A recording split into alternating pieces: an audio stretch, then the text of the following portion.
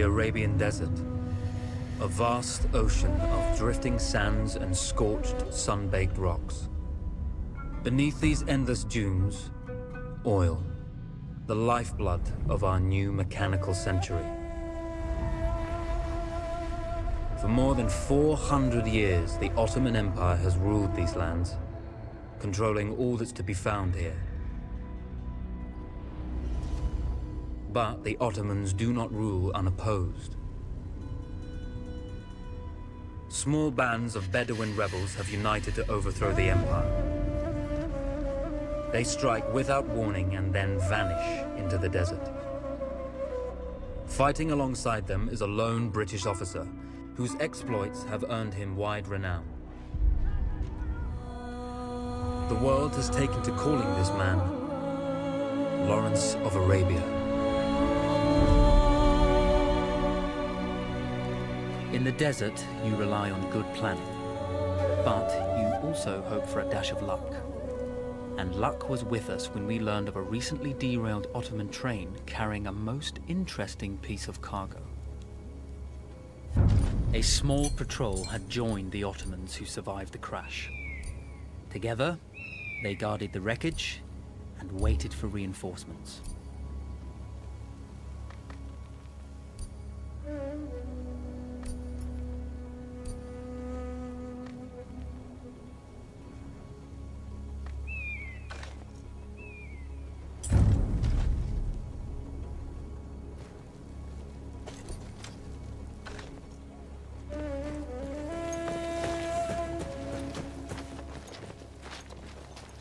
A lone fighter has just one advantage over a large enemy force. A lone fighter can move unseen.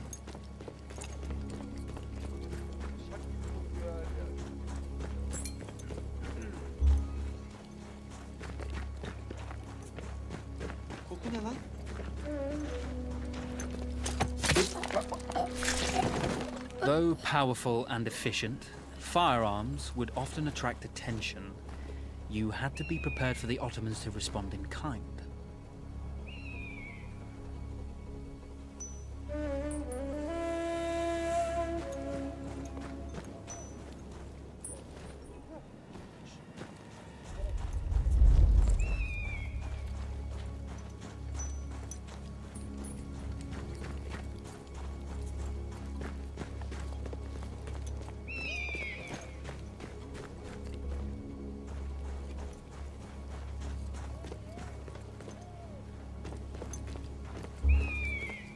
Sıçtığımın sıçanları.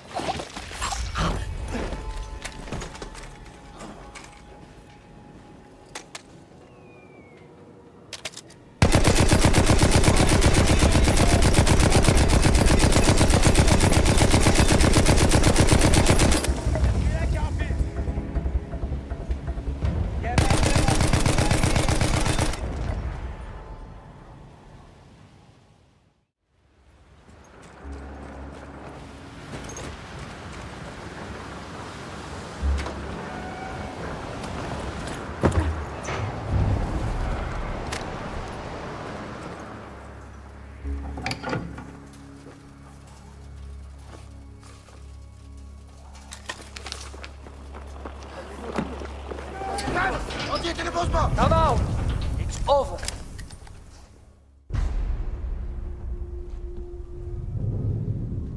Well, you did not think we would be fast enough to catch you here, did you? Lawrence of Arabia.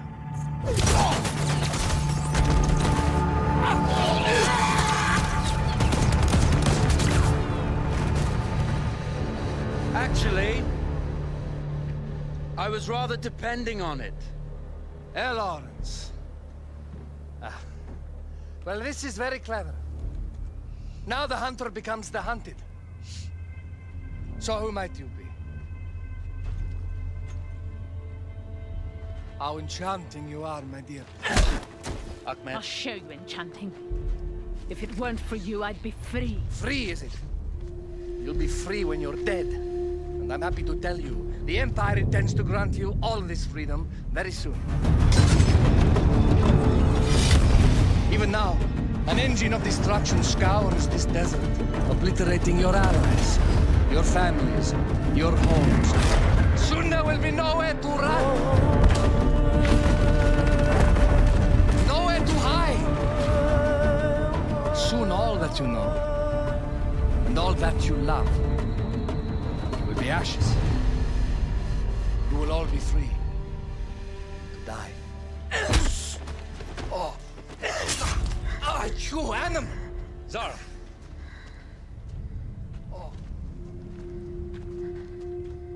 Now, I understand that you would like nothing more than to strip the flesh from that man's feet and send him off into the desert naked to die. But think about it. You're right. I'm sorry. My friend here, she can be a little brusque. You're going to tell me how to lie to your train, so we can lure it into a trap and destroy it. Impossible. To even begin to talk to that train, you would need an entire book of communication codes. Oh, like this one, you mean? You can never stop the progress of machines. One day, the whole world will take your lands and the precious black gold beneath its sands. We shall see, my friend.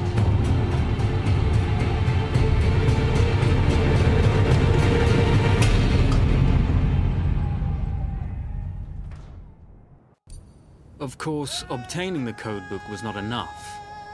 To destroy this Iron Dragon, this Canavar, as the Ottomans had named it, we had to send it 3 encrypted messages telling it to stand down. There were Ottoman outposts scattered along the railroad tracks. The commanders there carried high-priority message capsules. We had to use those to send our orders. Infiltrating the village wouldn't be easy. A full detachment of Ottoman soldiers had occupied it. The Ottomans had chosen an isolated location for their desert outpost. It seemed lightly defended. It was also well stocked with arms and equipment. The ancient ruins were all that remained of a civilization now lost to time. The Ottoman Empire brought in the modern world with a host of armored vehicles and field guns. 3 commanders to eliminate, 3 personal message capsules to be stolen, and then sent with our false orders. How Zara tackled this dangerous and audacious mission was up to her. The Bedouin treasured their horses, and in return, those animals granted their riders unparalleled speed and mobility.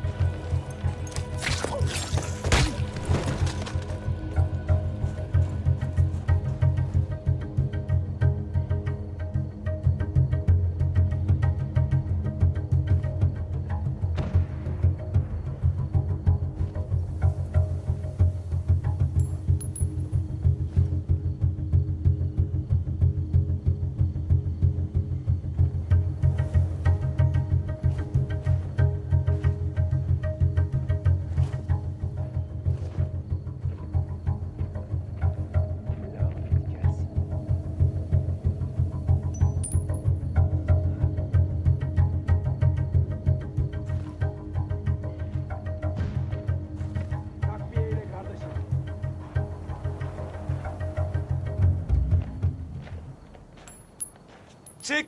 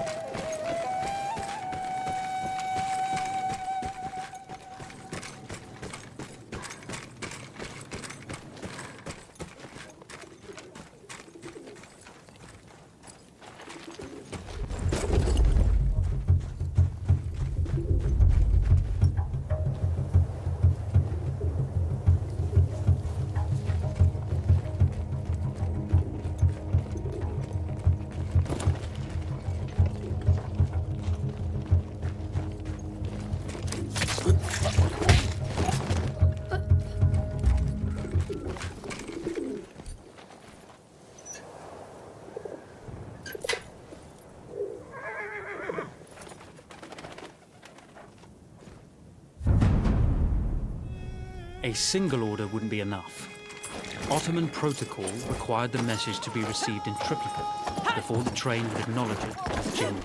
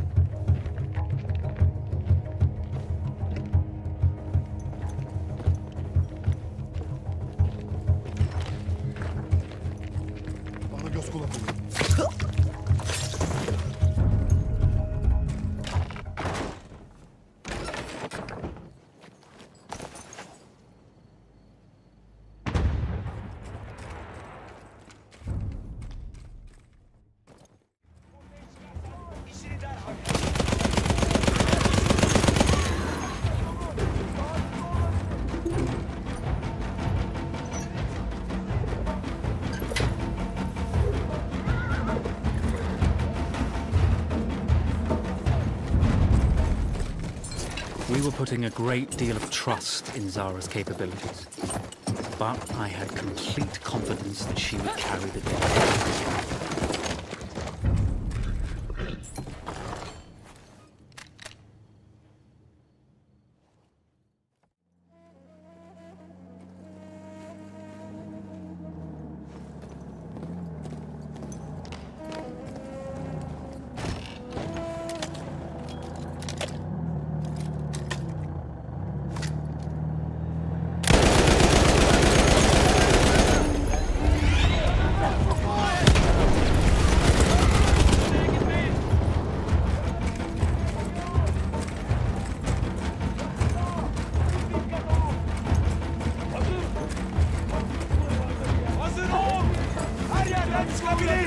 Hazırlanın!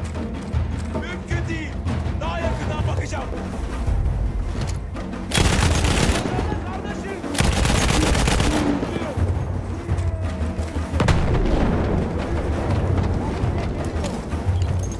Galiba şurada gördüm herifi. Etrafınıza bakın. Burada dizine ilerle. Bak kafamın çatla atıyor ha. Aklım var. Takviye talep edin.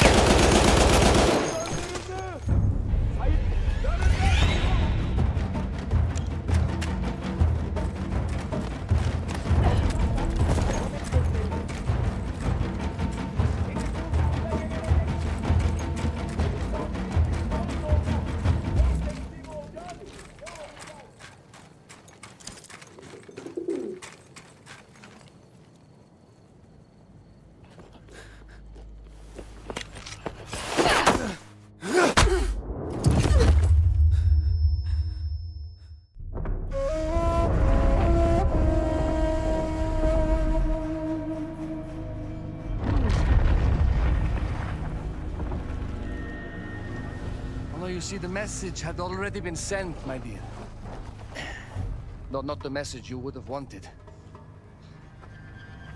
Lawrence was such a good host. It almost seemed rude to escape. I made sure to note the location of Lawrence's camp, of course. Which means the train knows too. Twice, you told that train everything was clear. But I told it exactly where to attack.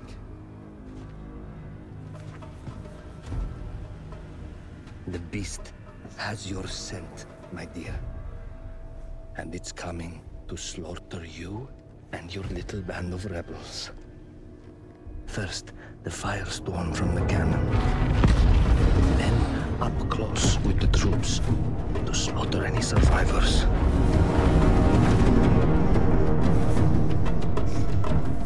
The legend of Lawrence of Arabia dies tonight.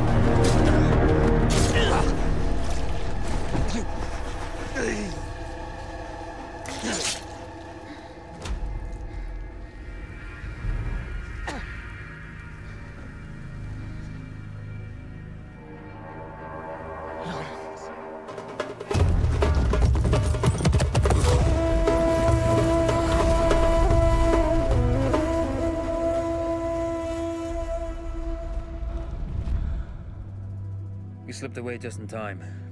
Tilkitchi was a fool to think we'd ever stay after he escaped. The carnival won't stop hunting us. No, it won't. Let me think. The train's coming a long way. So it'll have to stop to take on water. That's where we strike. Agreed. I'll deal with any sentries, then rig explosives on the track. Yes, and I'll rally our fighters. When I blow the lines, the train will be trapped. So when you hear the blast, you need to attack them with everything you have. It's good. But you know that there's a chance the men may not come. You may set off those explosives and find you're out there all alone. You know that. I guess I won't know either way until I set it off.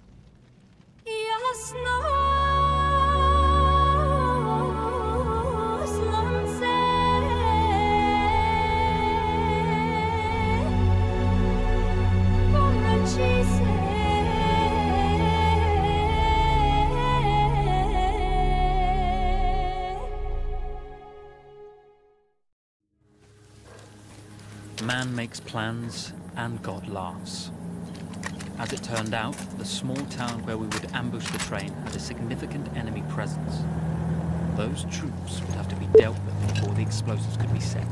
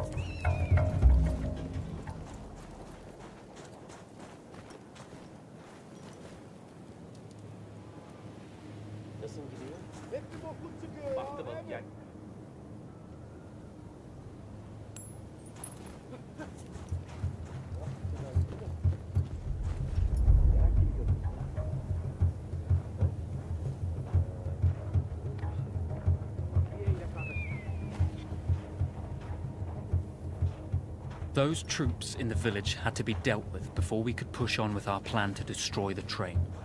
Şurada bir hatlar oluyor.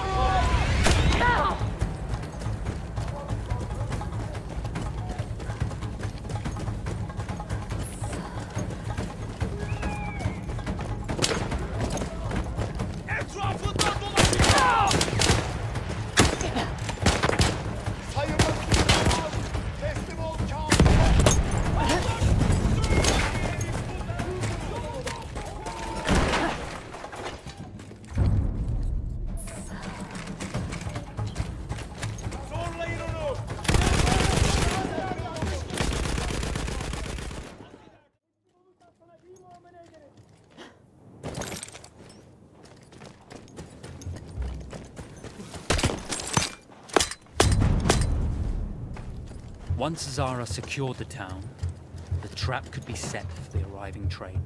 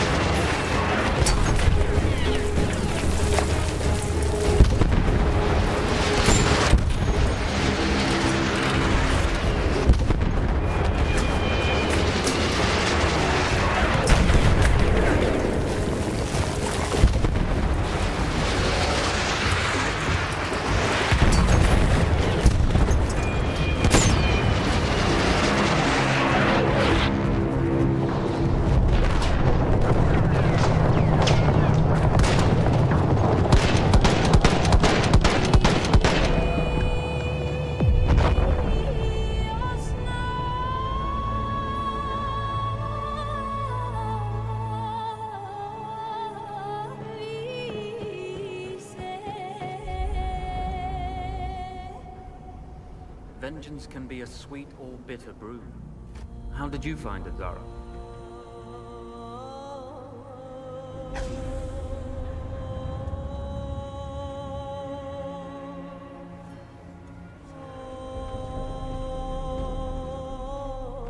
And you're right, we do need to think bigger, act bigger.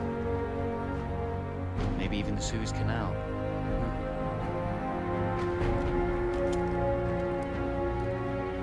Tell me,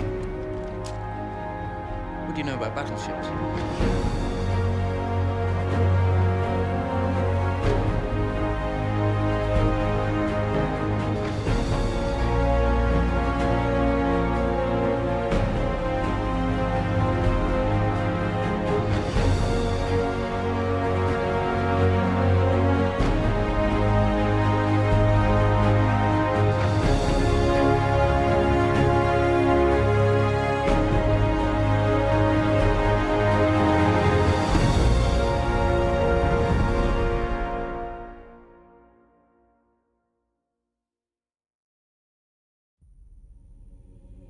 One day, all this will be over.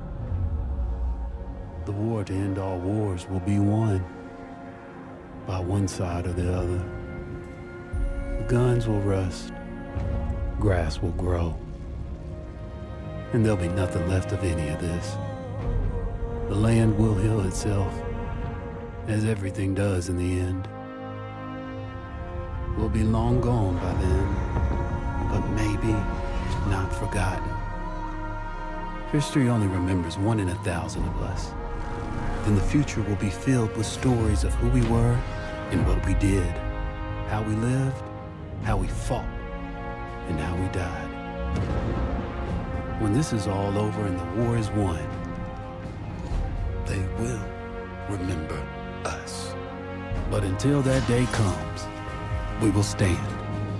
We will look death in the eye, and we will fight.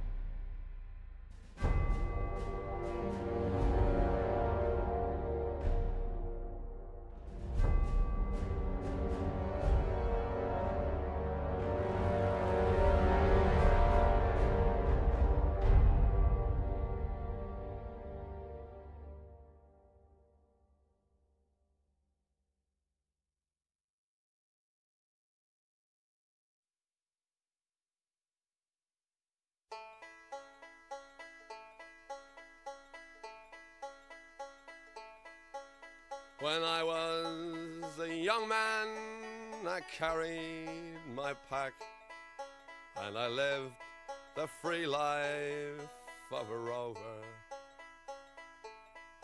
From the Murray's green basin to the dusty outback, I waltzed my Matilda all over. Then in 1915, my country said, son, it's time to stop rambling, 'cause there's work to be done. So they gave me a tin hat and they gave me a gun, and they sent me away to the war. And the band played Waltzing Matilda as we sailed away from the quay. And amidst all the tears and the shouts and the cheers, we sailed off for Gallipoli. Oh, well, I remember that terrible day when the blood stained the sand and the water, and how in that hell that they call Suvla Bay, we were butchered like lambs at the slaughter. Johnny Turkey was ready, he primed himself well, he showered us with bullets and he rained us with shells, and in 5 minutes flat he'd blown us all to hell, nearly blew us right back to Australia. And the band played Waltzing Matilda as we stopped to bury our slain, and we buried ours and the Turks buried theirs, and it started all over again. Now those who were living did their best to survive in that mad world of dust, blood and fire. And for 7 long weeks I kept myself alive, all the corpses around me piled higher.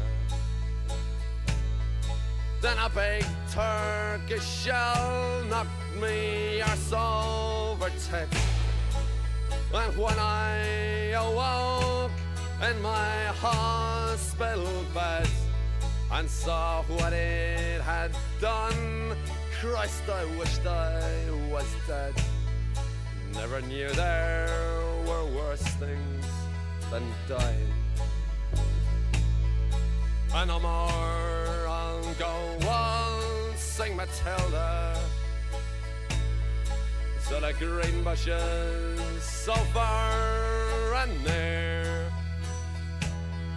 for to hang tens and pegs a man needs 2 legs. No more waltzing Matilda for me.